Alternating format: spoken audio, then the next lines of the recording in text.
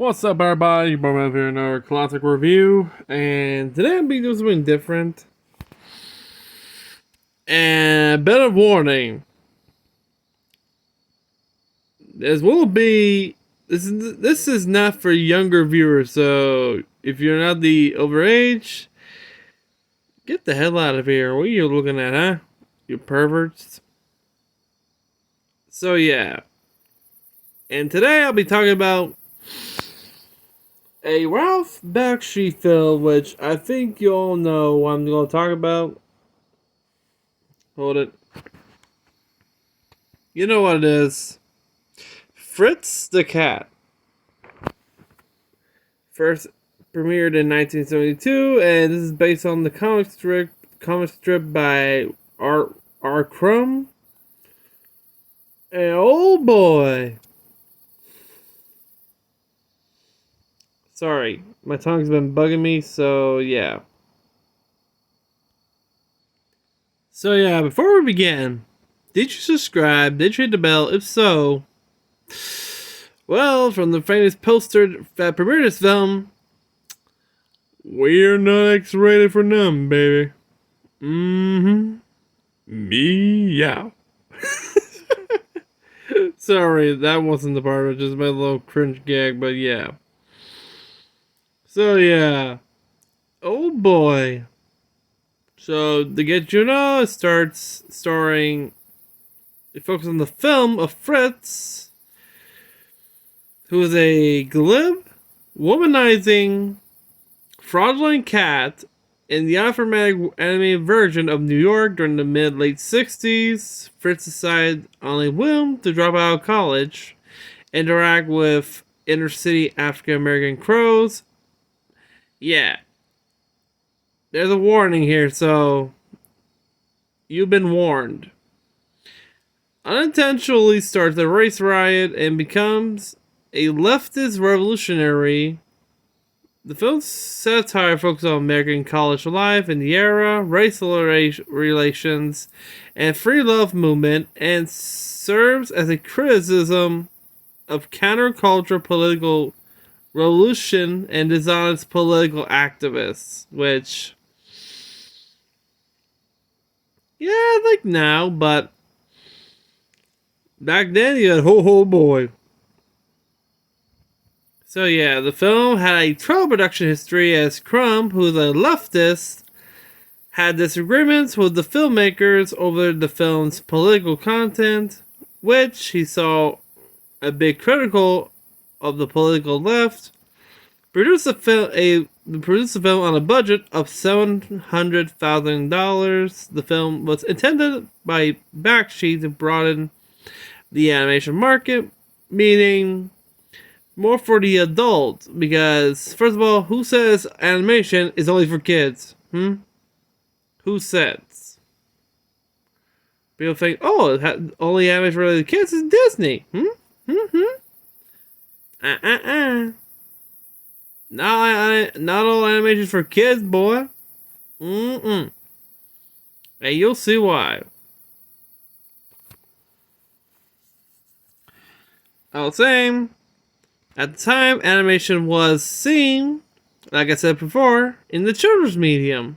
Bakshi envisioned animation as a medium that could tell more dramatic and satiric storylines with larger scopes, dealing with more mature and diverse themes that would resonate with adults. Bakshi also wants to establish an independent alternative to the films produced by Walt Disney Animation Studios, which dominated the animation market due to the lack of independent competition. The film's deception of profanity, sex, and drug use, particularly cannabis, weed, marijuana, etc., provoked criticism from more conservative members of the animation industry who accused Bakshi of attempting to produce a pornographic animated film. You want a pornographic animated film? Go watch Once Upon a Girl. You have all the animators who work for Hanna-Barbera and Warner Bros. Who did this film, which the title says, The Saturday Morning Show for adults. Oh yes, there were people who reviewed this film, and oh boy, I seen the film. Whoo, damn! You got those animators from Hanna-Barbera know how to draw a woman. Damn, especially expressions. Shit. But back to the cat here. Oh boy. Which, of course, as concept of adult animation, was not widely understood at the time. The MPAA, or the American Motion Picture Association of America, gave the film an X rating, a recent equivalent of the NC-17 rating films, making it the first American animated film to receive the X rating, which was predominantly associated with more art house films. Which, of course, if you've seen the poster of Fritz the Cat, it does say, we're not at rated X for nothing, baby. Right there. It says twice. The main one on top, and under the logo, the title, he's X-rated and animated. The film was highly successful, grossing over 90 million worldwide. And guess who the film supposed to produce to expand this one? 20th Century. They fucked it up, and look how much they made on their own. Yeah. Making it one of the most successful independent films of all time, it earned significant critical acclaim in the 1970s for satire, social commentary, and animation. Also attracted some negative response, accusing it for his racial stereotyping and having an unfocused plot, criticizing the depiction of graphic violence, profanity, sex, yada yada yada. Going in the context of animated film. The film used a satire and mature themes, is seen as a paving the way to future animated works for adult shows like The Simpsons, South Park, Beavis and Butthead, Family Guy, King of the Hill. A lot. There was a sequel of this film called The Nine Lives of Fritz the Cat back in 1974, but it was produced but without Crumb's or Bakshi's involvement, because Bakshi was involved in another film, which I can't remember which one was it. I think it was Heavy Traffic or shit. It was either I think it was Heavy Traffic or Coonskin. I don't know which he was working on. I know he did the Lord of the Rings, which, oh boy, it was pretty good.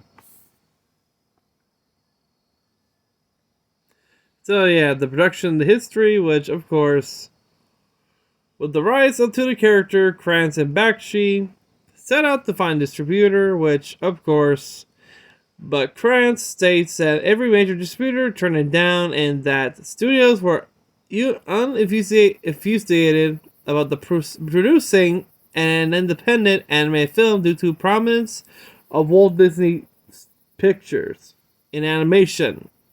In addition, the fact Fritz the Cat would be very different animated film from what had previously been made.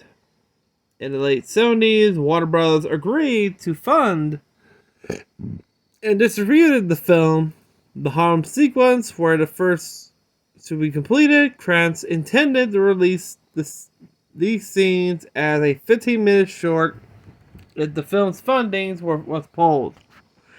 Bakshi nevertheless determined to complete the film as a feature. Late in November, Bakshi and Krantz screened a presentation reel for the studio with the sequence, pencil test, and shots for Bakshi's storyboard. Bakshi said, "You should have seen their faces in the screen room when I first screened a bit of Fritz. I remember their faces until I die. One of them left the room. Holy hell, you should have seen his face. Shut up, Frank." This is not the movie you're allowed to make. And I said, bullshit, I just made it. The film's budget is disputed. In 1972, The Hollywood Reporter stated that Fritz the Cat recouped its costs in 4 months following its release. A year later, the magazine reported the film grossed over $30 million worldwide and produced on a budget of only $1.3 million in 1993. Ralph Bakshi said, "Fritz the Cat to me was the enormous budget at $850,000 compared to my Terry Toon budgets." In an interview published in 1980, Bakshi stated, "We made the film for $700,000 complete, which earned a total budget of $30 million. Holy shit. That's a lot of moolah for a dirty cat. And fun fact, Ralph Bakshi was behind, if you remember those old Terry Toon cartoons, you heard of Mighty Mouse? He done it. There will be a show by the Catholic due to a certain sniffing a flower scene that people mistake it for drugs, which is kind of stupid. Oh boy, was it dumb. Bakshi was initially reluctant to direct Fritz the Cat because he had spent years working on anime projects featuring animal characters and wanted to make films focusing on human characters. He became interested in working on the film because he loved Crumb's work and considered him a total genius. Yeah, well, and guess what? Crumb didn't sign the deal. It was his wife. During the development of the film, Bakshi said that he stated to get giddy when he suddenly was able to get a pig that was a cop. And this particular other pig was Jewish. And I thought, oh my, a Jewish pig. These were major step forwards because in the initial Heckle and Jekyll for Terry Toons, there were 2 black guys running around, which was hysterical funny and I think great, like Uncle Remus. Oh boy. Uncle Remus stuff, but they did play down south, and they had to change 2 black crows to 2 Englishmen, and I always told him that the black crows were funnier, so it was a slow awakening. He also noted, through animator Cosmo Ancelotti, Bakshi is precise and even specified the crows smoke marijuana rather than tobacco. Which there was a scene where when one of the, I think the main black crow introduces Fritz to a woman, a black female crow, and she was preparing herself, meaning propping her tits and pulling out some weed out of the yeah, to make sure YouTube doesn't go wahas censor ban shit crazy. Back to what I was saying. Bakshi states that the weed had to read. Weed had to read. That's actually a good rhyme. On screen. It's an important character detail. The film opening sequence sets the satirical tone of the film and setting on the story period. It's not only established by the title, but also a voiceover by Bakshi playing a character given his account in the 60s. Happy times, heavy times. The film's open dialogue by 3 construction workers on their lunch break established many of the themes discussed in the movie, including drugs use, promiscuity, and social and political climate of the era. When one of the workers urinates off the scaffold, the film credits play over a shot of the liquid of the piss falling against a black screen. When the credits end, it shows the construction worker has urinated on a long-haired hippo with a guitar. Ooh. Right, a hippie, damn. Karl Kohn writes that the film is a product of radical politics of the period. Bakshi's depiction of Fritz's life is colorful, funny, sexist, raw, violent, and outrageous. Wow, that was the 60s and the 70s. What do you expect, man? Crazy. Hey, you got the Vietnam War, Woodstock. Oh boy. Of his direction of the film, Bakshi stated, "My approach to animation as a director is live action. I don't approach it in the traditional animation ways. None of the characters get up and sing because that's not the type of picture I'm trying to do. I want people to believe my characters are real, and it's hard to believe they're real if they start walking down the street singing." Bakshi wanted the film to be antithesis of any animated film produced by Walt Disney Company. Accordingly, Fritz the Cat included two satirical references to Disney. In one scene, a silhouettes of Mickey Mouse, Daisy Duck, and Donald Duck are shown cheering on the U.S. Air Force as they drop napalm, which is, I think it's a type of bomb, gas bomb. Yeah. Let's see, what's napalm? Okay, how to give a little history of those. Napalm is a mixture of a gelling agent and volatile petrochemical. The name is portmanteau as two of constituents of original thickening and gelling agent, an aluminum salt of naphthenic acid and palmitic acid, which is in other words a gas bomb which causes fire. In a black neighborhood during riots. Oh, this actually happened. I never know which was the event, but I know which one. Another scene features the reference of pink elephants on parade, which is the most famous one if you've seen Dumbo, the most trippiest and creepiest of all. A sequence of the camera panning across the garbage heap in an abandoned lot in Harlem sets up the visual device which recurs in Hey Good Looking.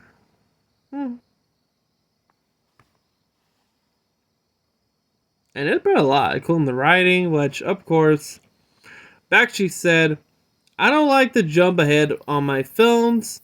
The way you feel about a film on day one, you may not feel the same way for 40 weeks down the road. Characters grow, so I wanted to have an option to change things and strengthen my characters was a sort of a stream consciousness and learning process for myself." That's what Bakshi wrote the characters without feral animal behavior to lend the material great realism.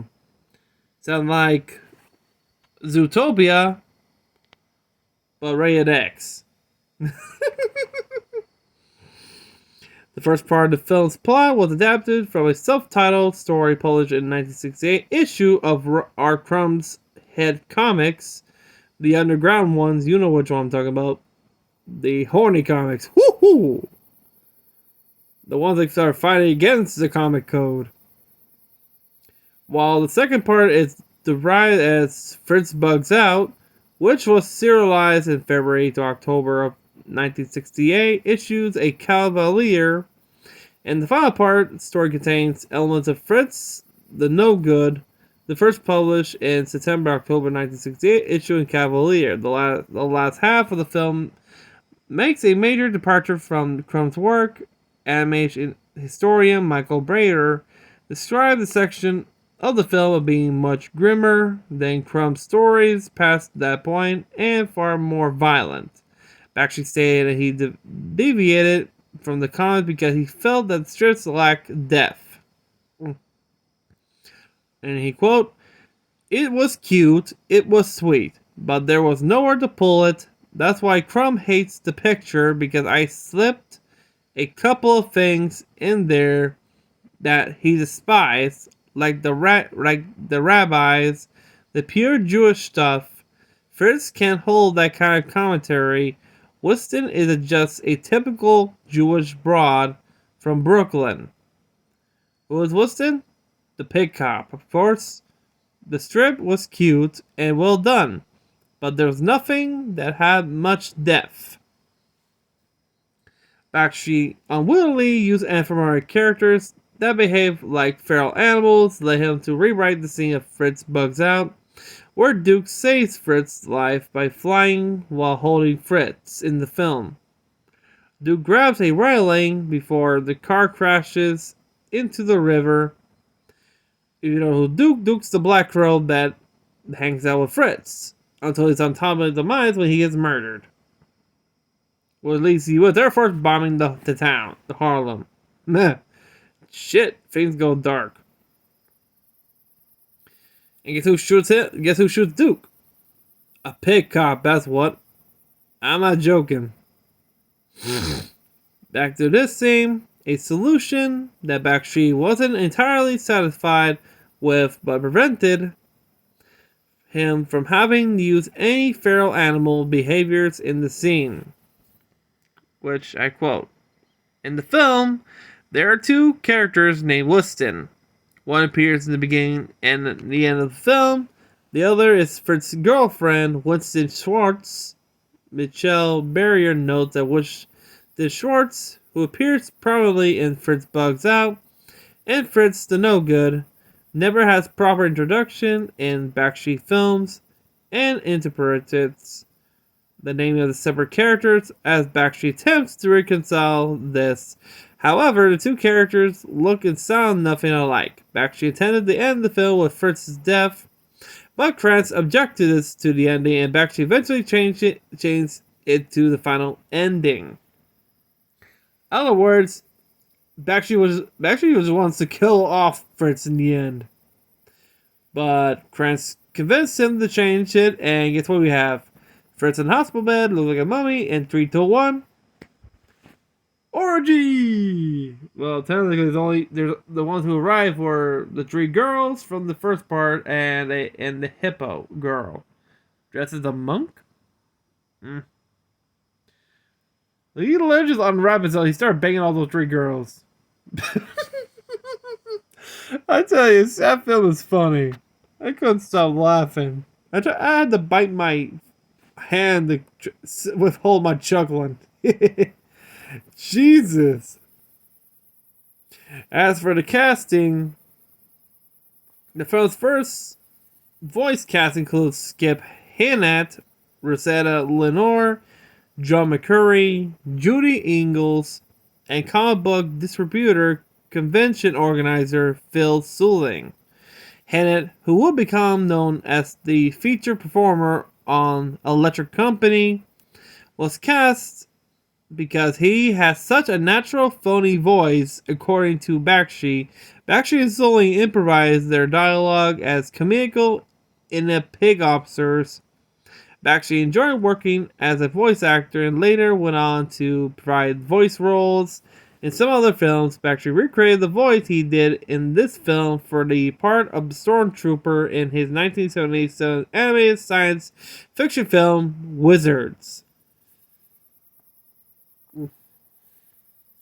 As for the audio design,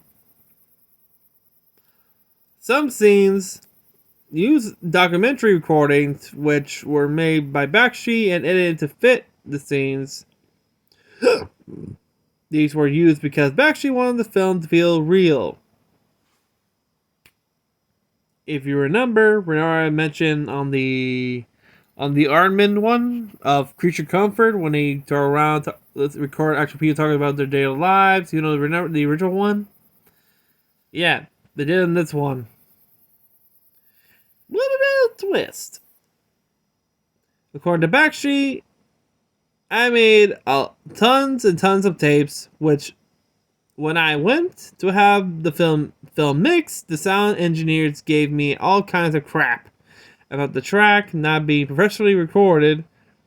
They didn't even want to mix the noise of bottles breaking in the background, street noise, tape hiss, all kinds of shit.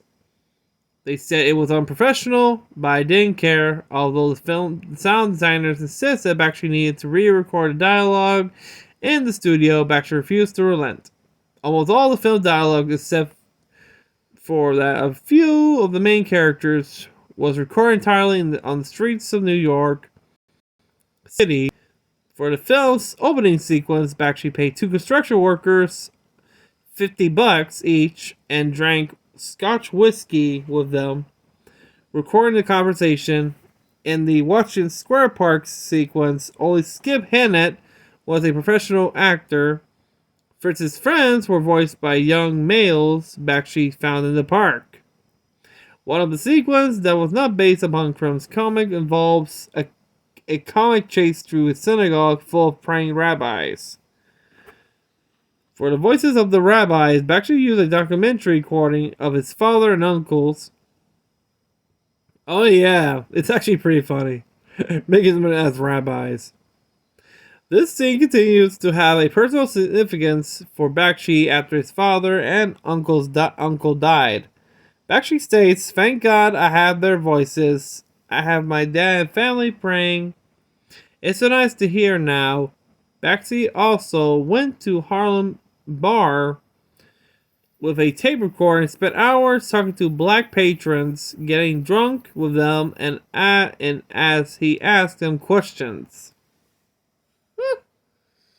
That's a fun night, isn't it?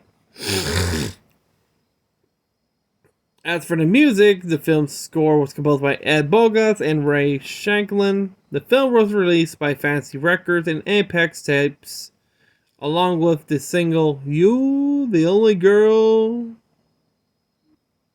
Be With Winston."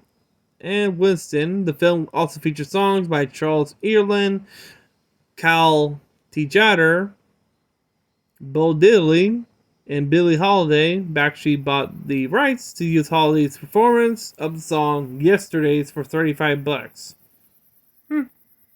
Good pay. Many of the animators who work on the film were professionals that Bakshi had previously worked with at Terry Toons, including Jim Tyler, John Gentaglia, Nick Tafuri, Martin Tadras, Larry Riley, and Cliff Augustine, which of course those who entered with a smirk wanted to be very dirty and draw filthy pictures. I'm not joking. Did not stay very long, and neither did those who with low tolerance for vulgarity. Pussies. One cartoonist refused to draw a black crow shooting a pig policeman. 2 female animators quit, one because she could not bring herself to tell her children what she did for a living. Girl, if your kids are grown and find to see this movie and find out you did a drawing of that, girl, your kids will idolize you, make you popular. That you guys like my mom worked on a Ralph Bakshi film, Fritz the Cat, and you guys like, damn man, that's awesome. Screw what they say, damn. Hey, different time. They don't realize the fame they might have. Most animators will love accept credit from that film. Which of course explained that the other is because she refused to draw exposed breast. Damn, have you seen the paintings in the Vatican? In order to save money by eliminating the need for model sheets, Bakshi let animator John Sperry draw some of the first sequence of Fritz the Cat. Bakshi states that he knew that Sperry would execute them beautifully. Poses from his sequence were photocopied and handed out to the rest of their crew. The film was produced almost entirely without pencil tests. According to Bakshi, "We pencil test, I say, 1,000 feet or footage tops. We do a major feature without pencil tests. That's tough." The timing falls off. I can always tell the animator to draw it better. I know if the animator attitude of the character is right, but the timing you really can't see. Bakshi had to judge the timing and animation simply by flipping an animator's drawing in his hand until he could see the complete animation on screen. Veteran Warner Bros. Animator Ted Bonishkin was incredibly dedicated to his work on the film, to the point where he completed his animation for the synagogue sequence while suffering from leukemia, and will take the scene home at night to work with it. Wow.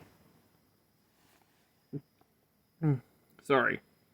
In May of 1971, Bakshi moved to his studios in Los Angeles to hire additional animators there.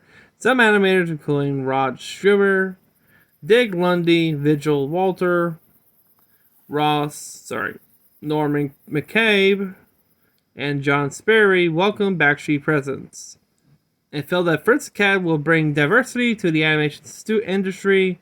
Other animators disliked Bakshi's presence and placed an advertisement in Hollywood Reporter saying that Bakshi's filth was unwelcome in California. Piss off, Dick, you prunes. Back to what I was saying. According to Bakshi, I didn't know who these guys were because I was from New York, so I threw the ad away. However, Bakshi found the negative reaction to the film from his peers to be disheartening. Wow.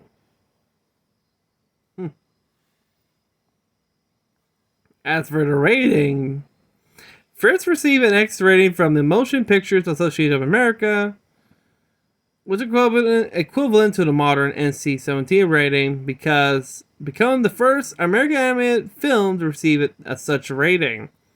However, at the time, rating was associated with more art form fare. Since recently released Melvin Von Peebles' film Sweetback's Badass Song, let's see, which released through Cinemation, had received both an X rating and considerable success. The distributors hoped Fritz the Cat will be even more profitable. Producer Krantz stated that the film lost playdates due to the rating, and 30 American newspapers rejected display advertisements for his review for it or refused to give it editorial publicity. The film's limited screening led Cinemation to exploit the film's content and its promotion of the film, advertising it as containing 90 minutes of violence, excitement, and sex. He's X rating and animated. According to Ralph Bakshi, we almost didn't deliver the picture because of exploitation of it. Cinemation advertising style and the film's rating led many to believe Fritz the Cat was a pornographic film, which, back to Once Upon a Girl. Look at that, and compared to this, you'll know the difference. When it was introduced as such as at the showing at the University of Southern California, Bakshi stated firmly, Fritz the Cat is not a porno. In May of 1972, Variety reported that Krantz had appealed the X rating, saying animals have sex isn't pornographic. The MPAA refused to hear the appeal. The misconception about the film's content were eventually cleared up when it received praise from Rolling Stone and the New York Times, and the film was accepted in the 1972 Cannes Film Festival. Bakshi later said, "That ain't do as much on The Simpsons as I got an X rating on Fritz the Cat."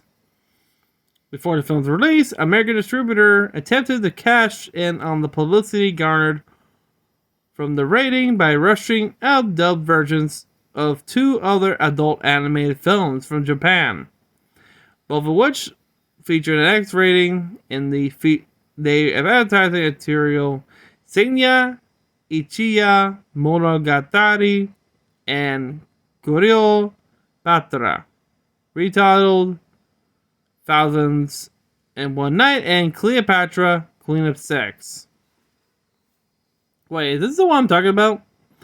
Oh yes, this is the one made by Osuma Tezuka, the guy behind Astro Boy. Oh yes, he's trying to make an adult anime film based on Cleopatra involving time travel. And it went out good.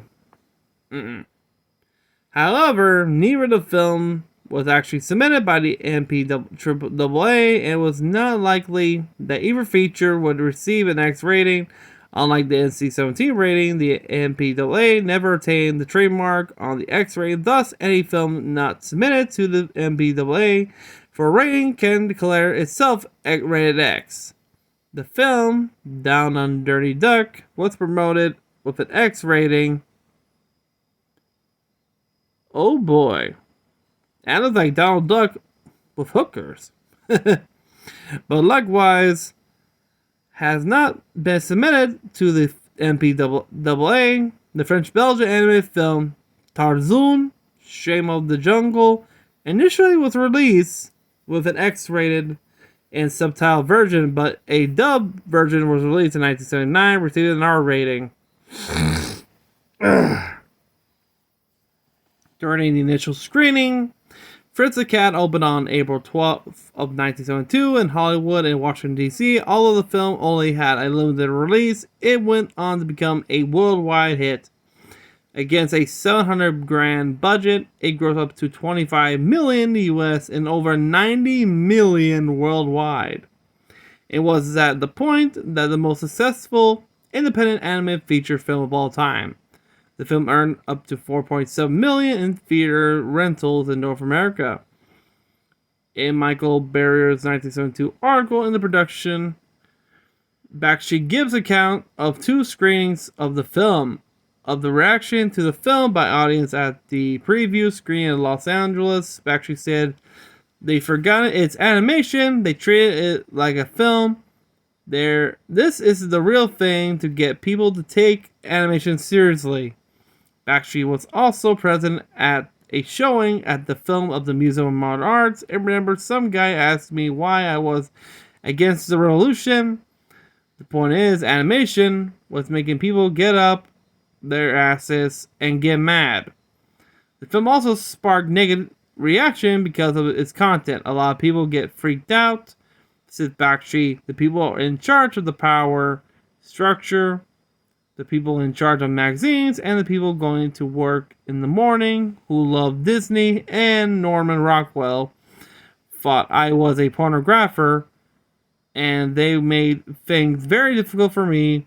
The younger people, the people who could take new ideas, were the people I was addressing. I wasn't addressing the whole world. To those who love it, it was a huge hit, and everyone else wanted to kill me. Damn. As for the critical reception, actually had general positive reviews. Vincent Canby of the New York Times wrote that the film was consistently funny. There's something to offend just about everyone. New York Magazine film critic Judith Krez reviewed the film as gloriously funny, brilliantly pointed, and superb executed entertainment whose target is the muddle-headed radical chicks and the slicks of the 60s. Oh boy. Which in Rotten Tomatoes has a score of 64% and with it based on 22 critics reviews with an average rating of 5.6 out of 10. With the website Critical Consensus reads, Fritz the Cat gleefully embraced a bad taste that can make a queasy viewing experience, but Bakshi idiosyncratic animation brings satire and style of Robert Crumb's creation into vivid life. And what was the response of the creator of Fritz the Cat? When Robert Crumb first saw the film in 1972 during a visit to LA with fellow underground cartoonists Spain Rodriguez as Clay Wilson, Robert Williams, and Rick Griffin, according to Bakshi, Crumb was dissatisfied with the film. Among his criticisms, he said that he felt that Skip Harnett was wrong for the voice of Fritz, and said that Bakshi should have voiced the character instead. Crumb later said in an interview that he felt that the film was really a reflection of Bakshi's confusion. You know, there's something real repressed about it in a way. It's more twisted than my stuff. It's really twisted in some kind of weird, unfunny way. I didn't like the sex attitude in it very much. It's like real repressed horniness. He's kind of letting it out compulsively. Crumb also criticized the film's condemnation of the radical left, denouncing Fritz's dialogue in the final sequence of the film, which includes a quote from the Beatles song The End as redneck and fascistic. Instead, they put the words into his mouth that I never would have had him say. Jesus fuck.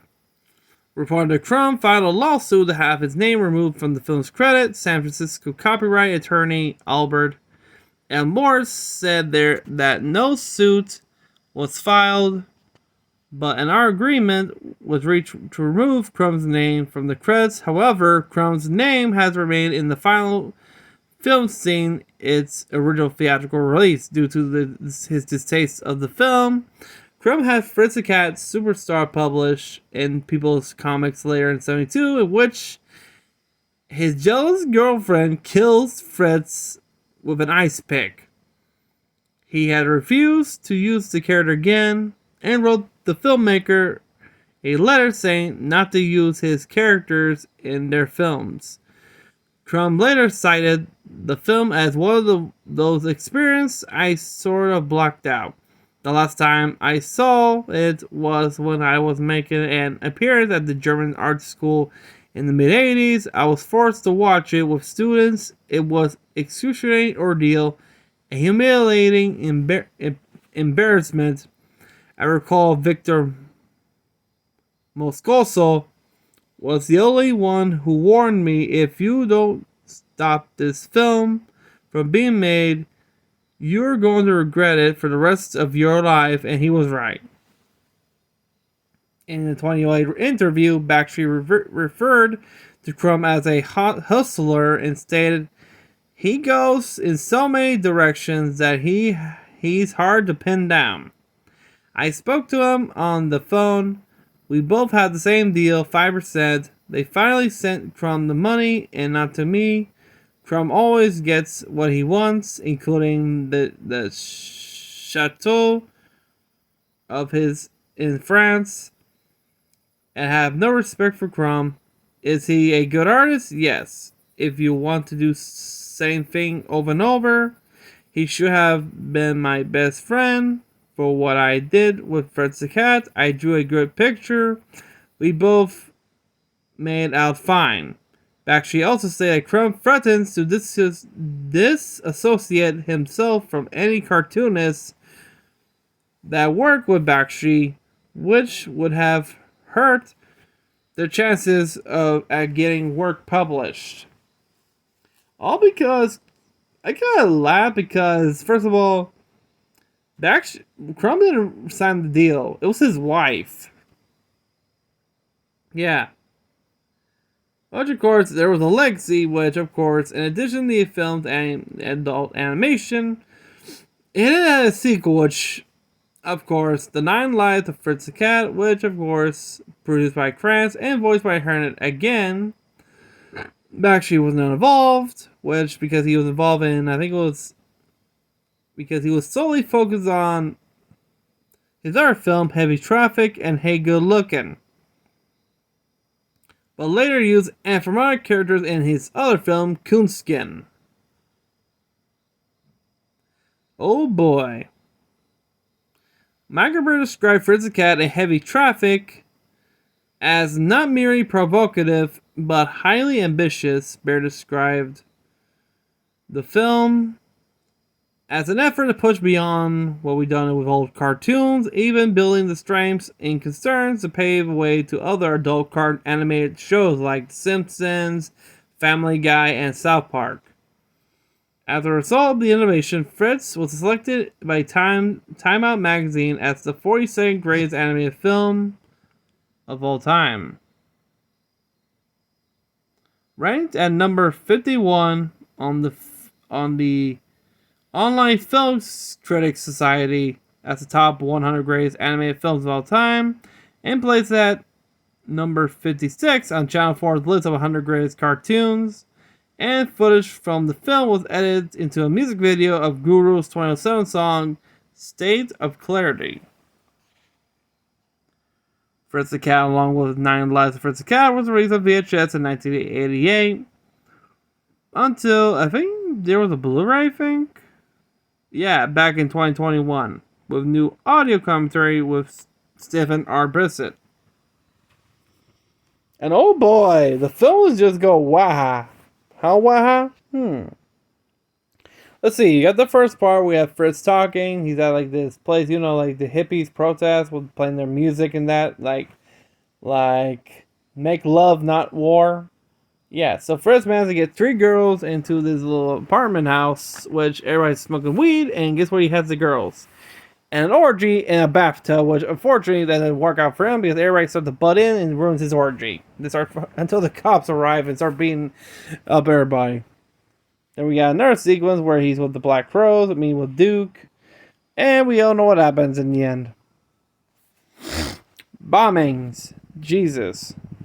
Another one was with his girlfriend in a Volkswagen Bug where he had to collect gas, and then he ends up getting a ride from leftist terrorists, looks like a Nazi rabbit, and his girlfriend following the plan to blow up a power station.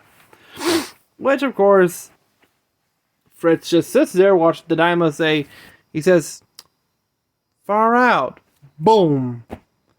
And it was cut to a hospital where the 3 girls wanted to get in, but the pig sheriff said, nope. There's like a priest arrives, and they fall. It's actually the hippo girl.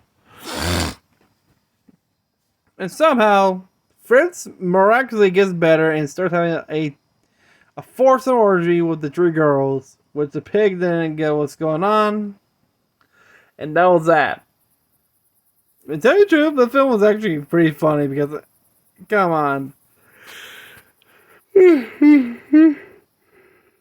Yeah. Sorry. It's actually pretty funny if you ask me. And I might do a couple of Ralph Bakshi films, but remember, these films are a bit, strong. How strong? Like, you know what I'm talking about. Let's see, you got political commentary, sex, race, etc., etc. So yeah, those are my thoughts on Fritz the Cat, and my advice, if you're interested in the movie, go right ahead. And if you've seen the movie, comment down below, and please go easy on the comments, because last thing I need the detail of the scene. But yeah, remember to like, hit the bell so you won't miss our great content. Just subscribe to our channel. And remember the goals are hitting 1 million subscribers, or at least 500k, because by May of this year is our 11th anniversary from 2013 to 2023. So let's make this happen.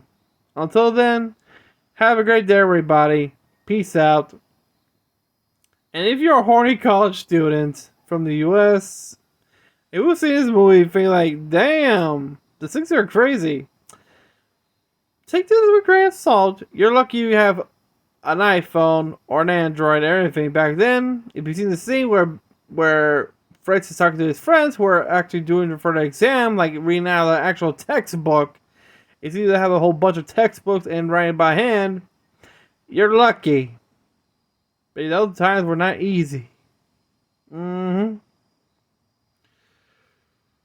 But yeah, until then, Have a great day, everybody. Peace out. Now I'm gonna fly for you. Whee! What the hell? Oh, fuck.